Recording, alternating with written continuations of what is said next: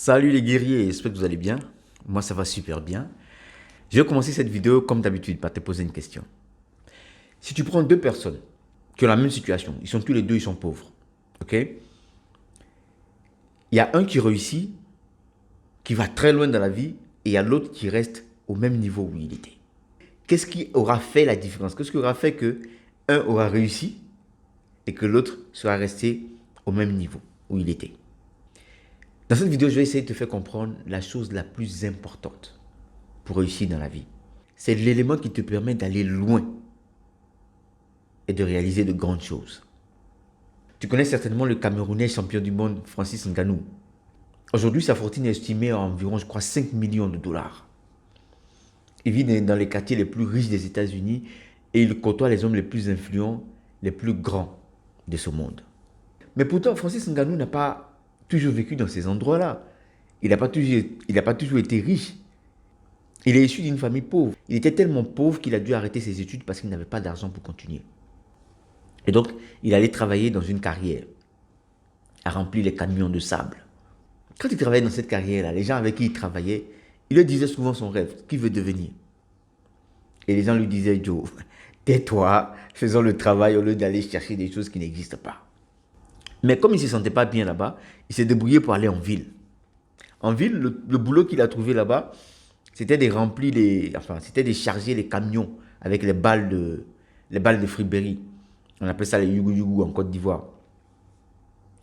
Donc, il aidait à charger les camions avec les balles. Et là encore, les gens avec qui il travaillait, souvent il leur parlait de son rêve, ce qu'il veut devenir. Et les gens lui disaient, Joe, ferme ta bouche, on va faire le travail là. Et puis on va avoir un peu d'argent pour manger que d'aller rêver à des trucs qui n'existent pas. Ou des trucs qui te dépassent. Et comme il voulait être boxeur, dans la ville où il était, il est allé voir un centre de boxe pour s'entraîner avec eux. Son premier combat était tellement catastrophique que lui-même il se demandait si c'était vraiment ça qu'il devait faire. Donc, là encore, il dit son rêve, ce qu'il veut devenir, et on lui dit, mais écoute, toi tu as 22 ans. 22 ans. Et tu ne sais même pas encore comment on boxe. Alors que ça, les gens commencent tôt. Ils commencent tôt, ils sont déjà bons. Toi, tu as 22 ans, tu ne sais même pas encore boxer. Et voilà où tu vas arriver. Laisse tomber. Mais il s'est quand même débrouillé. Et il est arrivé en France. Et quand il est arrivé en France, il était SDF, il dormait dans la rue. Et les gens avec qui il dormait dans la rue, là, il leur a encore dit son rêve. Et les gens lui ont dit, Joe, nous, on n'a même pas à manger ici. Regarde de quoi tu parles. Tout ça là, c'est trop, ça nous dépasse.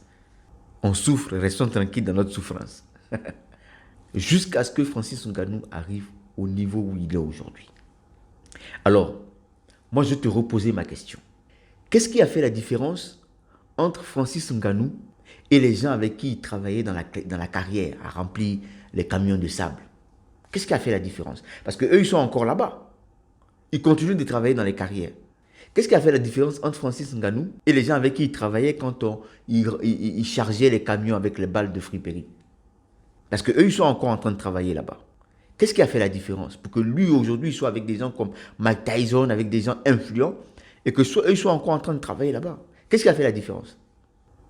Qu'est-ce qui a fait la différence entre Francis Ngannou et les gens qui sont dans le club de boxe, là-bas au Cameroun, et qui continuent d'être en train de se débrouiller pour boxer là-bas? Qu'est-ce qui a fait la différence entre Francis Ngannou et ses amis SDF, qui sont certainement encore SDF? Ceux qui ont eu la chance ont peut-être eu des papiers, mais travaillent peut-être quelque part sur un chantier ou je ne sais pas quoi. Alors que Francis Ngannou est au sommet du monde. Qu'est-ce qui a fait la différence entre lui et ces gens-là? Le rêve. Le rêve, gars. Un homme doit rêver. Tu sais, un homme là, quand tu regardes ton rêve, tu dois avoir froid dans le dos. Si tu regardes ton rêve que tu n'as pas froid dans le dos, il y a un problème. Un homme, quand tu regardes ton rêve, tu dois avoir peur. Ton rêve doit te dépasser. Rêve grand.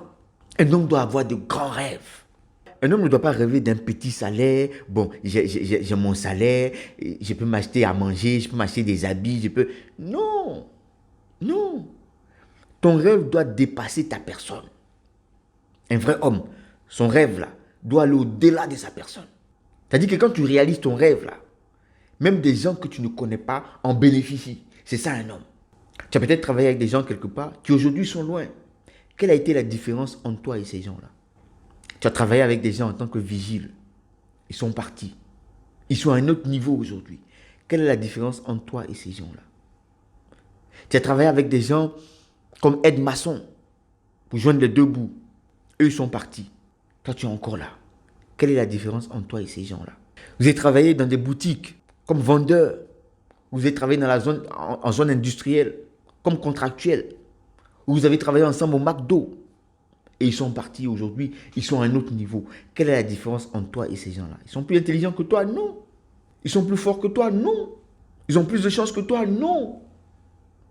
Ils rêvent plus grand que toi. Tu dois rêver grand. Tu sais, la vie qui nous est donnée là, c'est à la fois merveilleux et court. Et pendant ce laps de temps-là, qu'est-ce qu'on doit faire? On doit explorer. On doit expérimenter. On doit se déployer.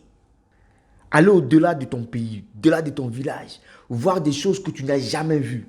Rencontrer des gens que tu n'as jamais rencontrés. Voir des pays. Aller au-delà de même ce que tu imagines. Voilà ce à quoi on est appelé. Mais pas de rester dans un coin. Tu es venu au monde dans un coin, tu vas rester là-bas jusqu'à mourir. J'ai eu un petit boulot, tu commences à te serrer les fesses. Ah, je vais me débrouiller pour garder mon boulot. Non! Tu dois dépasser ces choses-là. Tu dois voir au-delà de là où les autres ne voient pas. C'est ça un homme. Mais il faut que tu saches ceci. Ton rêve ne restera qu'un simple rêve si tu n'ajoutes pas ces 4 choses dont je vais te parler maintenant. La première des choses, c'est le but. Le but, c'est où est-ce que tu veux aller, ta destination. Qu'est-ce que tu veux devenir? Et ça, c'est toi qui décides.